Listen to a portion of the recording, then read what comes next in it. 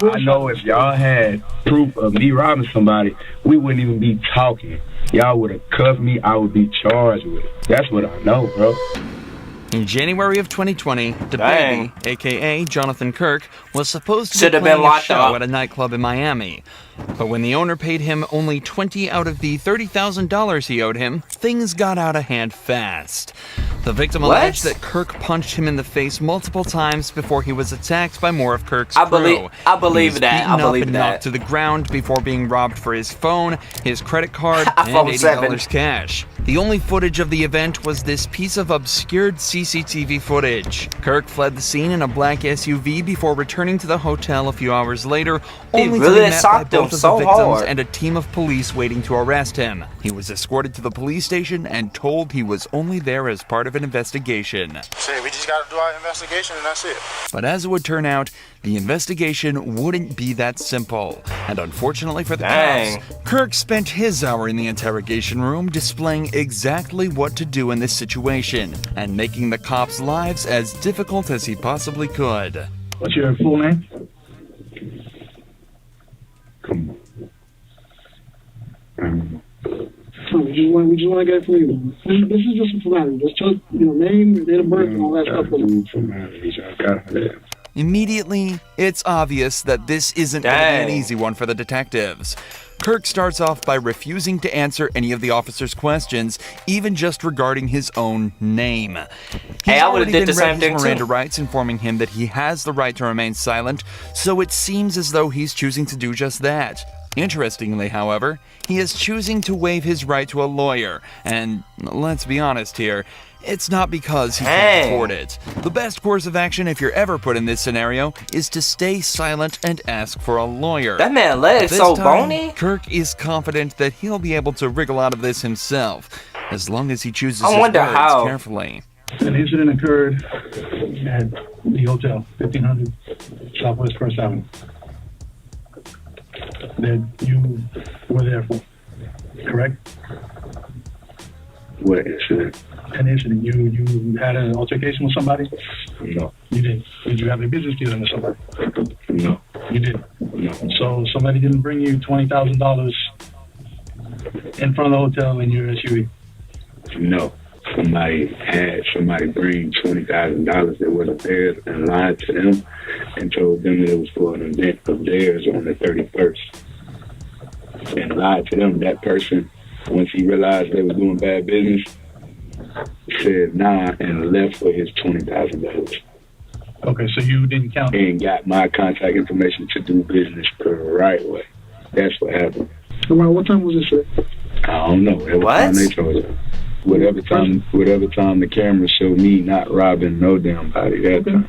Kirk is claiming that he had nothing to do with anything that happened outside. His story is somewhat unclear, but he's essentially saying that his manager was talking with an event promoter about playing at a nightclub called Cafe Iguana Pines. But it turns out that the money that they were offering was stolen, and the promoter was acting strange during the deal. That sounds like the most ghetto place to ever go. So instead of taking it and going through with it anyway, he told them to get their act together and left without an argument. This, of course, does not explain the altercation outside that was clearly caught on camera, but with the footage unclear and no witnesses nearby to identify the assailants, he socked them so as long as hard. Kirk sticks to his story, theoretically. Bruh, no cap. When somebody come back like this, cause this is the form he was in. When they come back like this and they finna hit, bruh, he put his whole body to that. Have y'all ever seen Franklin from off of GTA? When you just run and then you do full speed and then you just punch somebody in the back of the head? He did that standing still. The amount of strength, look at his arms. The amount of strength that was into that punch had to been deadly for them to call the police. It had to been deadly, for real. Things should be perfectly fine. Common sense. You know what I made to even be down here? A promoter booked me at that hotel. I didn't pay to be at the hotel. I was paid for. You'd have let me on my room, you would have saw close to $250 million cash, legally, hard-earned money. I don't got to take nothing from nobody, bro. Well, let me ask you this. I will go outside here right now and throw $10,000 in the air. Like, I do not care about no money. I don't. Was there an argument? No, it was an argument. I didn't argue with a soul. My voice was never raised. It was never aggressive language from me. None of that. Was there a fight? None of that. No, I ain't seen no fight. And nothing was taken. We shouldn't be in no robbery, bro. So when y'all get done doing what y'all doing, y'all need to do y'all job. Y'all need to follow y'all process. And y'all need to arrest whoever gave y'all these false allegations, bro. This is bullshit. While it may just look like Kirk is flexing his rapper money here, this is actually a very good point for him to bring up in this situation. If he's doing random $30,000 deals on a weekday and paying for hundreds of thousands of people per month, what does he need $80 and an iPhone for? The further he can place himself from this event, both literally and figuratively, the better. He could have took it. He could have took that money and that $80 just to flex and be like, nigga, I snatch your shit off you. Give me that money, nigga. You know what I'm saying? Like, I mean, like, at some time, bro. At some time, you just gotta admit to yourself that, like, some people realer than other people. DaBaby obviously showed that he's the realest in the game. He up here shooting people up in Walmart. Shooting people in Walmart. He up here literally beating up people, obviously, as y'all can see. And he just gets away with it. When they bring him to court, he slides every time. Like, what is it? Is he fucking the judge or something, bro? Is he fucking the judge? Is he screwing some polices? Is he part of the law enforcement team? Like, what is going on? What is really going on, bro? He is clutch. I mean, like, if you was to get in the crime, have DaBaby by your side. Have his lawyers, have his team, whatever. Because obviously, as y'all could tell, bro, he played this smart. But if this would have been any other rapper, they would have snitched. They would have told it, bro. They would have been like, hey, bro, he owed me $10K. I had to hit him upside the head for my $10K. So I took everything he had. From Kirk's point of view, he was nowhere near that crime. He had no reason to commit that crime, and he has sound and reasonable explanation for his whereabouts at the time. However, from the detective's side, a crime was committed, and Kirk's vehicle was right there as it happened. So they need to try and extract the information needed to piece his day together to come up with a story that Kirk cannot argue with. That forces him into a confession. When I encountered you in the hotel, you came back to the concierge, the counter. Yeah. Where were you coming from at that point? Prime, whatever the hell. I went to eat. I went to get some food. Where is that? I don't remember. You don't know? No. How'd you get there? In the car. What kind of car? Was it a car you drove? Somebody else drove? Uber. A Uber? Yeah. What kind of car was it? Small car, SUV, truck, what? I don't know. Let's talk about what matters. That's why we're here. Let's talk about what y'all need to get me about this stuff. When I'm driving in the car, what I went to go eat, what time I went, that don't have nothing to do with the fact I ain't robbed a damn soul. Me, nobody around me, ain't nobody robbing nobody. Let's take the word robbery out of the picture. So while we here, we taking the word robbery out of the picture. Y'all are robbery detectives. This is robbery unit. That's the second word he said. That's facts. The second word he said when he came in here, robbery. Come on, bro. Okay, listen. He told me he asked to question me about a robbery when I walked in my hotel. Robbery? I had every answer to the question you needed right there. Whoa, that ain't it. That's false. Throw that out the window. We talking about robbery, bro. It's nothing for me to talk about. I didn't rob. So do you think that we just woke up this morning and decided to just... I think y'all got a phone call from somebody that's already a liar. I know they're a liar. Got a phone call from somebody that's a liar and y'all bought it. Y'all believed it. Y'all got me in here and y'all put me in handcuffs. Brought me outside the hotel in handcuffs, cameras and shit all on me. Come on, bro. This shit is bad for what I got going on. And I ain't even do shit. He do got facts, though. Even without a lawyer present, Kirk knows exactly what to do. He currently has the upper hand in this interrogation and needs to keep it that way. The cops are searching for anything that puts Kirk at the scene of the crime, but by redirecting the conversation away from that, back to what he thinks is actually important, there's no realistic way that they'll be able to get what they need. But even though he's winning, it's still worth noting how strange it is that he's not asking for a lawyer. Kirk obviously knows exactly Facts. what to do in an interrogation and has clearly spent time learning what to do. If that's true, he should also know that there's next to no scenarios where lawyering up will harm his case. But whether it's an ego thing or just a lapse in his thinking, Kirk is definitely still winning this interrogation. But he's about to start absolutely dominating. We talking about criminals. When I do business, it's legally binding. It's legally binding. Everything I do, you have to sign a contract. You got to sign a contract. Okay, it's a contract right now. The whole incident happened and nothing went wrong. Nothing happened. There was no. Not to my knowledge. There was no fight. There was no scuffle. There was no. I ain't fighting nobody. But y'all know it's too much. Dang. Y'all know too many lies. You get what I'm saying? That's why y'all got to move backwards like that, bro. Like you're saying that they're lies, but you don't know what we have or don't have. Okay. That's I know if y'all had proof of me robbing somebody, we wouldn't even be talking. Y'all would have cuffed me. I would be charged with it. That's what I know, bro. That's what I know. Now, while this isn't necessarily true in every case, it is absolutely true here.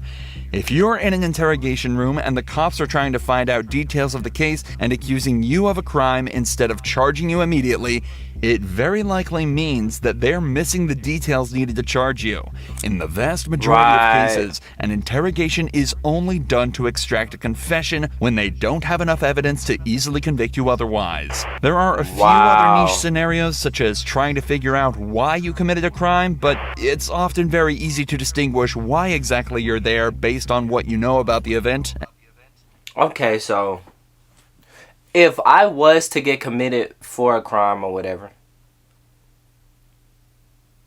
they would bring me to the interrogation room. If I fled the scene, they would bring me in cuffs to the interrogation room to find out more information about it. I would be silent. I wouldn't say nothing. I really just wouldn't. Because in the end of the day, if you say one thing, they gonna reverse it on you instantly. Don't even make up a lie. Just be honest. Just be like, hey, I don't even know what was happening. I don't know where we at with this. I don't know where y'all going with this. I wasn't even there. I was in the bed sleep. I was in the bed with my cat. I was rubbing the cat down. I'm talking about, it was purring. I was in the bed sleep. Something. I'ma just be like this, bro. I don't know nothing. I ain't seen nothing. Get away from me, dude. Y'all obviously here because of da-da-da-da-da-da-da. And I'm not even like that, bro. That's basically what the baby just did. And that's crazy. And that what works. Questions they're asking. If the cops know that you're guilty and have irrefutable evidence, cooperation has a lot of merit. But if they can't prove you did what they say you did, stay silent and ask for a lawyer. Especially if you're innocent. I ain't no fool. Your side of the story. My side of the story is I ain't done that. I don't have a side of the story because I ain't done nothing to nobody. So that's what I was and before something could be done to me, happened, right? and before something could be done to me, I realized I was dealing with bad business, and I Why do you say it was bad business? What? Why do you say it was bad I business? already told y'all that. You want to rewind this? You want to rewind it, bro? I already told y'all, bro. My story not gonna come out different no matter how many times I say it, bro. It's not, bro. It's right here. So you press stop and rewind and play, you're going to hear.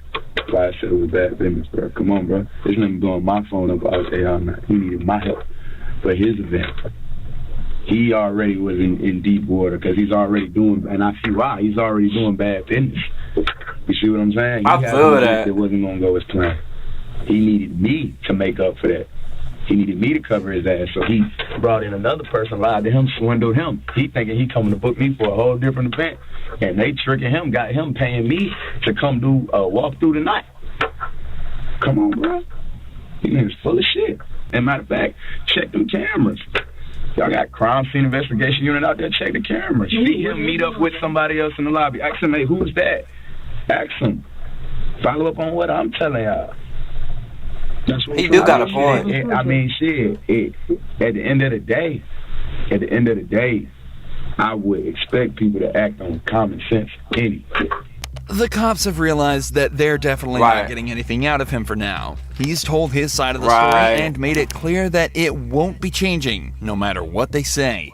So, as is the protocol here, the detectives decide to leave the room and spend some time outside trying to come up with their next move. This is also often done as it gives the suspect time alone in the room to sit and build up anxiety.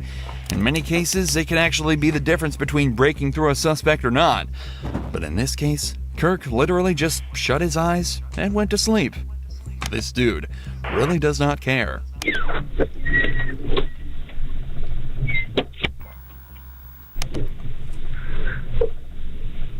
However, it seems as though the detectives couldn't come up with their next step and decided that nothing was going to make this guy budge.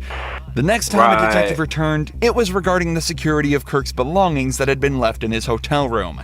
Even though he hasn't been convicted yet, he was still the prime suspect of this investigation, so he'd be spending some time in jail while they figured out what to do and gathered all the evidence they could. So they just had to figure out what to do with his stuff while he was locked up.